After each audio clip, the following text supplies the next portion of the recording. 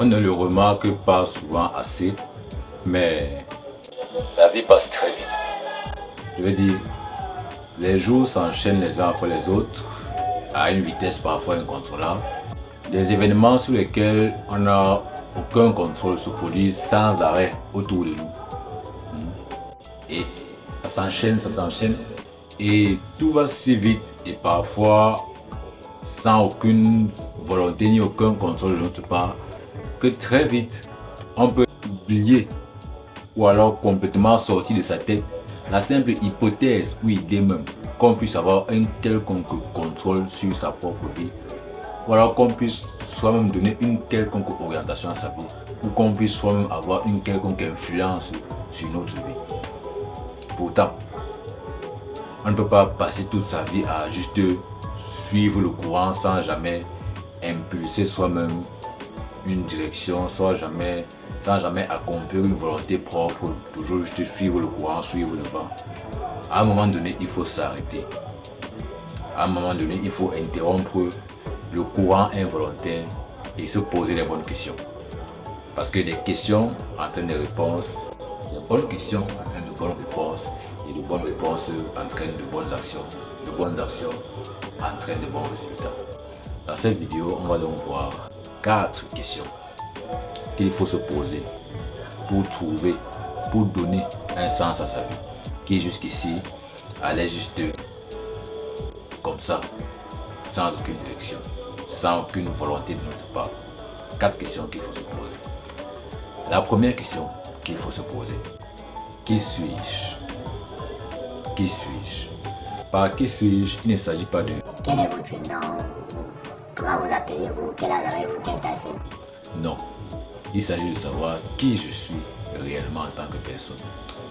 J'avais lu il y a longtemps un adage, vous savez, qui disait: je ne suis pas qui je suis.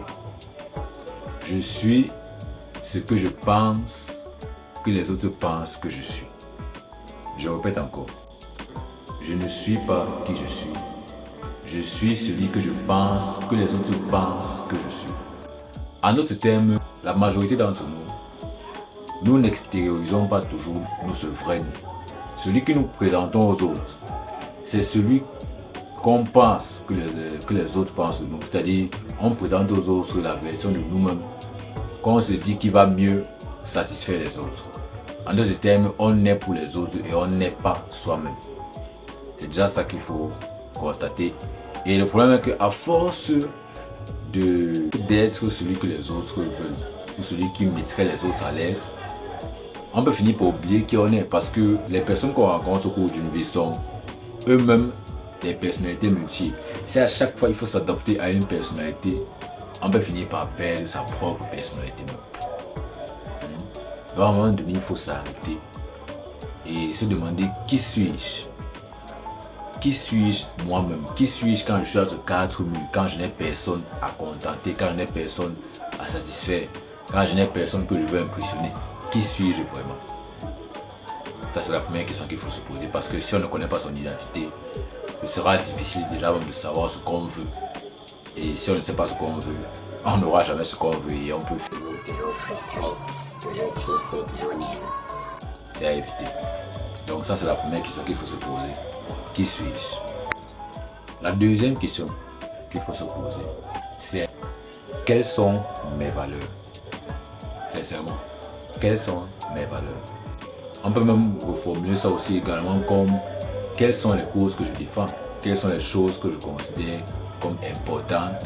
Quelles sont les choses que je considère comme tolérables ou intolérables? Quelles sont les choses que je considère comme bien ou mal? En fait, cette question peut nous aider à définir déjà les limites des personnes que nous allons accepter dans notre vie, les limites des actions que nous allons poser, parce qu'il ne faut pas être prêt à tout faire pour atteindre un but, parce que dans tout, il y a aussi ce qui n'est pas bien et ce serait problématique. Et il faut savoir quelles sont mes valeurs, qu'est-ce que j'estime bien ou mal, parce qu'une fois que c'est clair dans ma tête, si quelqu'un est autour de moi et qu'il fait ces choses, et qu'il veut aussi m'entraîner à faire ces choses-là, je vais savoir que je ne veux pas suivre son chemin. Vous voyez un peu. Donc, la deuxième question, c'est: quelles sont mes valeurs?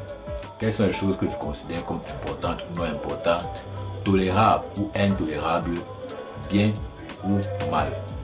Quelles sont mes valeurs? Dans les valeurs, on peut aussi accepter les choses auxquelles on croit. Même si bon, le domaine des croyances est un domaine assez épineux parfois. Donc je préfère qu'on le laisse en dehors de l'équation. Mais par quelles sont mes valeurs, il faut savoir définir les choses qu'on accepte. En gros, c'est définir les choses qu'on accepte, les choses avec lesquelles on est d'accord, les choses avec lesquelles on n'est absolument pas d'accord, pour ne jamais agir en contradiction avec nos propres convictions. Parce que quelqu'un qui agit en contradiction avec ses propres convictions, sa conscience va le juger et il risque de perdre de crédibilité à ses propres yeux. Et il faut savoir quelles sont nos valeurs, quelles sont mes valeurs, pour toujours agir en accord avec ces valeurs-là et toujours rester légitime à ses propres yeux au moins. Ça, c'est dans la deuxième question. Quelles sont mes valeurs? La troisième question qu'il faut se poser pour donner un sens à sa vie, c'est qu'est-ce que la réussite pour moi? Qu'est-ce que la réussite pour moi? Déjà, on peut définir la réussite comme la réussite tout simplement. C'est la réussite est l'atteinte d'un objectif qu'on s'est fixé. Point barre. La réussite est l'atteinte d'un objectif qu'on s'est fixé. Maintenant, donc, si on doit se poser la question, qu'est-ce que la réussite pour moi? Ça va bien se poser la question en fait, quels sont les objectifs que je veux atteindre dans la vie? Parce que le bonheur, c'est justement ça. Le bonheur ou la réussite, c'est atteindre un objectif qu'on s'est fixé. Et c'est en atteignant cet objectif-là, ou du moins en marchant vers cet objectif-là, qu'on éprouve le bonheur au fur et à mesure, jusqu'à éprouver le bonheur ultime quand l'objectif est atteint. Donc c'est un peu ça. Qu'est-ce que la réussite pour moi? Il faut définir ça. Et par qu'est-ce que la réussite pour moi, on découle directement la question, donc quels sont les objectifs que je vais atteindre dans la vie?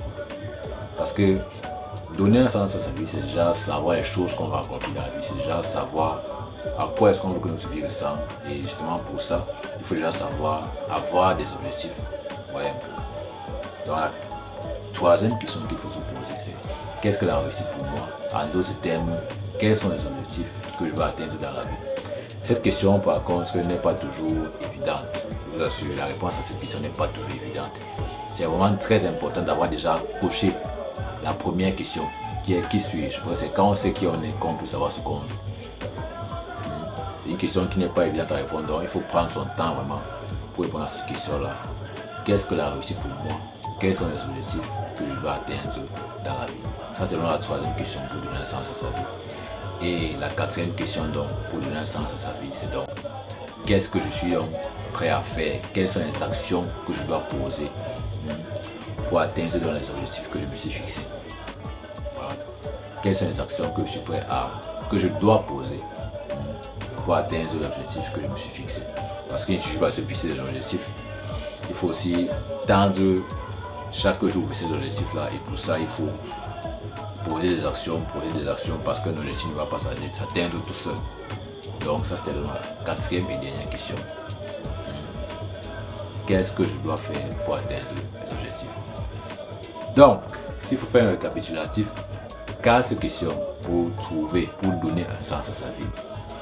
Qui suis-je? Quelles sont mes valeurs? Qu'est-ce que la réussite pour moi? Et quatrième question, quelles sont les actions que je dois poser pour atteindre mes objectifs? Voilà donc les 4 questions qu'il faut se poser pour tâcher de trouver un sens à sa vie. Parce qu'il faut bien vivre dans un sens et non juste au fil du vent. C'est donc tout pour cette vidéo. Je vous dis à très bientôt pour une prochaine vidéo.